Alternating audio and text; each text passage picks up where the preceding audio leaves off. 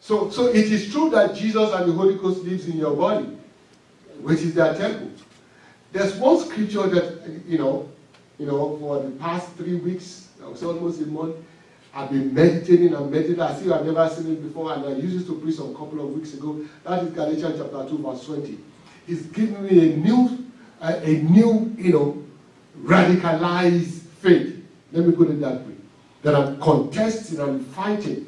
That no, this is reality of the truth.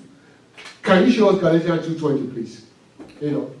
I can quote it to you. If you wake me up in my sleep, I will quote it to you just like that. Say, I'm crucified with Christ. Nevertheless, I live. But it is not I that I live any longer, but Christ lives in me. The word Christ means the anointing one and his anointing.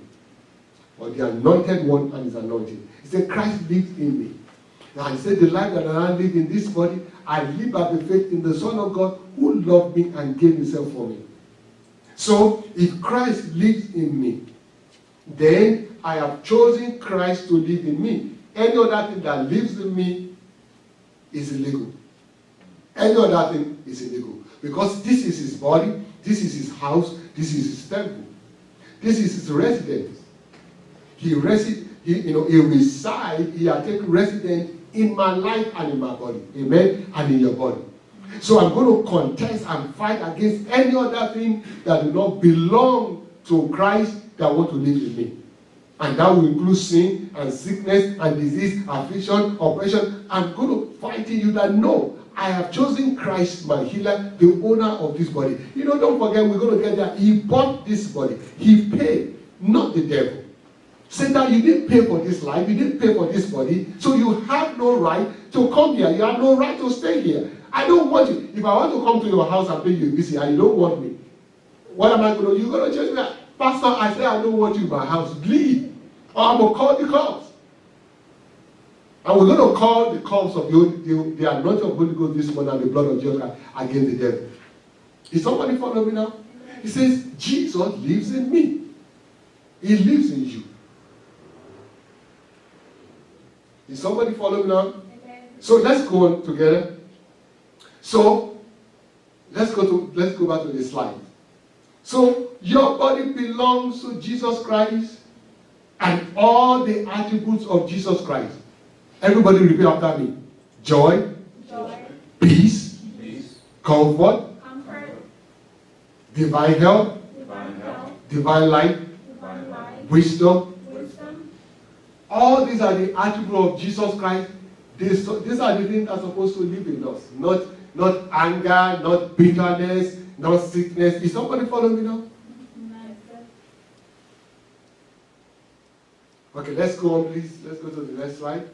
I want you to just capture this, this reality of this truth that I'm sharing with you. Amen? Next slide, please.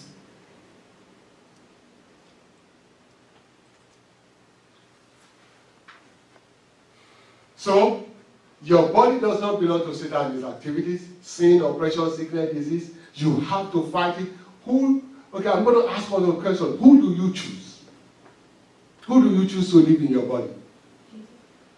Who do you choose? Jesus. Jesus. Is Jesus an enemy of sickness? Yes. Is Jesus an enemy of sin? Yes. Is Jesus an enemy of oppression? Is Jesus an enemy of Satan? Yes. Yes. Is Jesus an enemy of depression? Yes. No. No? Yes. So anything that is contrary to Jesus, you must not tolerate it in your life. Why? Because Jesus, the truth, lives in you and me. Next slide, please.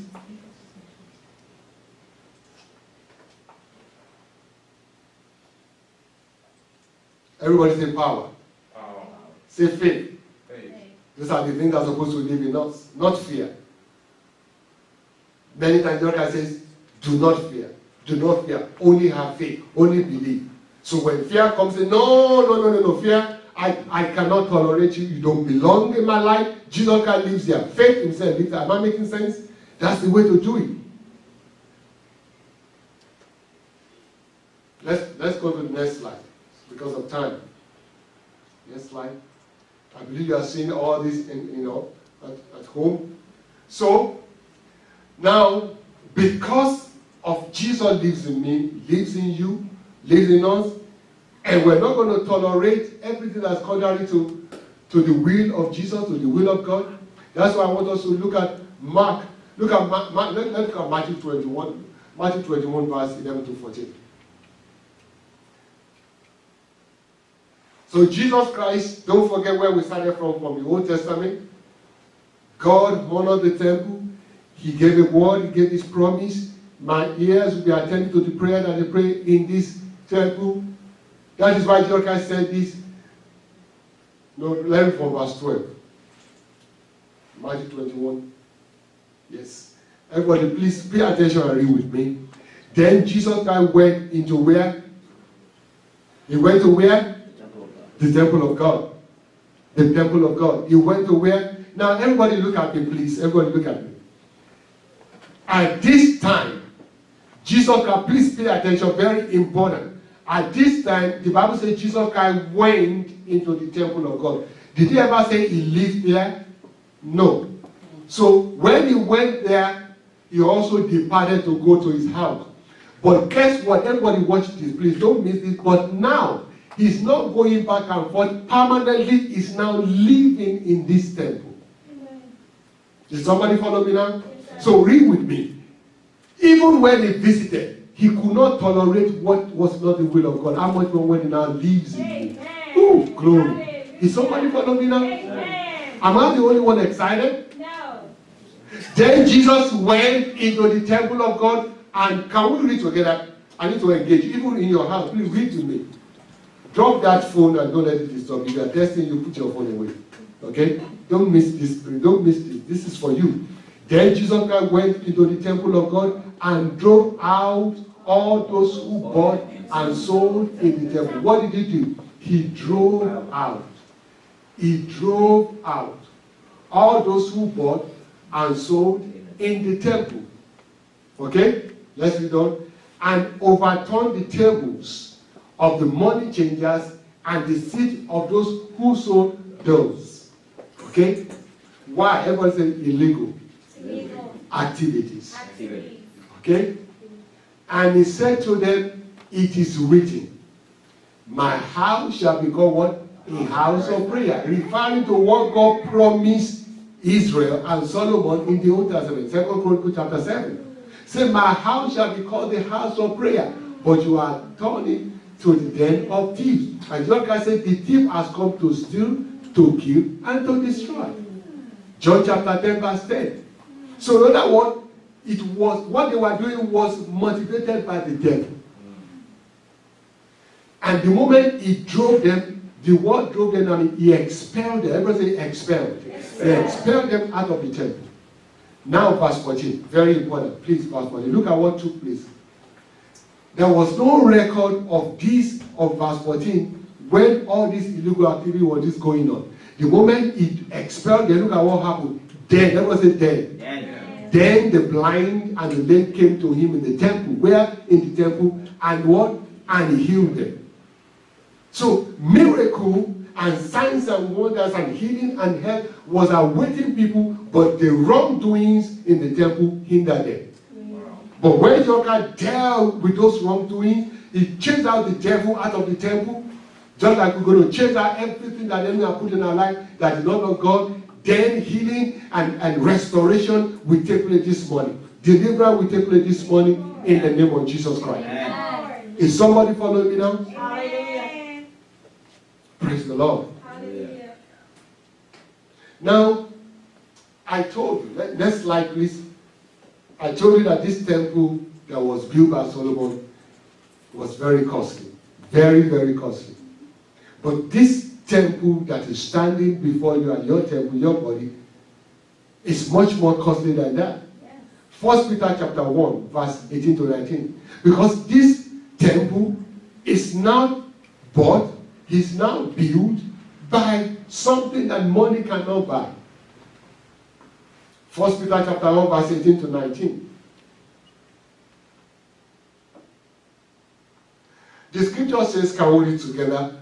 knowing that you are not redeemed with corruptible things, like silver or gold from your aimless conduct, received by tradition from your fathers. Verse 19. Verse 19 now says, but with the what? Precious blood of Christ. Precious blood of Christ. As of what? A lamb without blemish and without spot. And the Bible says, for you and I were bought with a price. Precious blood of Christ. Precious blood of Christ. That's what Jesus Christ paid to buy this temple before he can live in this temple. You are not hearing. He paid what no man can pay to live in this temple. He didn't just come and just jump into this temple. He paid a price for it. So with that price, I'm going to contend with the enemy. This temple must be preserved and reserved for him that paid the price to buy this temple alone. Can I ask a question? Everybody follow me very well. How many of you will buy a house after paying your hard-earned money and buy the house and you want to move in and somebody else moves in and I say, I don't really know you, but we can stay together anyway? How many of you want to do that? I don't think there's anybody in the right mind who will do that. So Jesus Christ paid the price, he moved in, and the enemy want to move in with him. No. I'm not going to allow you, enemy. Is somebody following me now? Yes, I'm not going to allow you. The owner already paid the price for it. He owns this temple. Yes, he owns this body. Yes. Am I making sense? Yes. And I've allowed him to stay. So I'm not going to allow you, enemy, to come and stay in this temple and this body with him. The owner. And guess what? One thing about this owner, we are working with him. He will not literally just fight for this temple that he paid for. You are the one that is going to fight for this temple for him to stay there legally. Legally. He's not going to do the fighting. You are going to use the authority that they are giving you and they are giving me to do the fighting and fight against every illegal activity that the enemy sends into this body and to your body, which is the temple of Jesus Christ. Amen.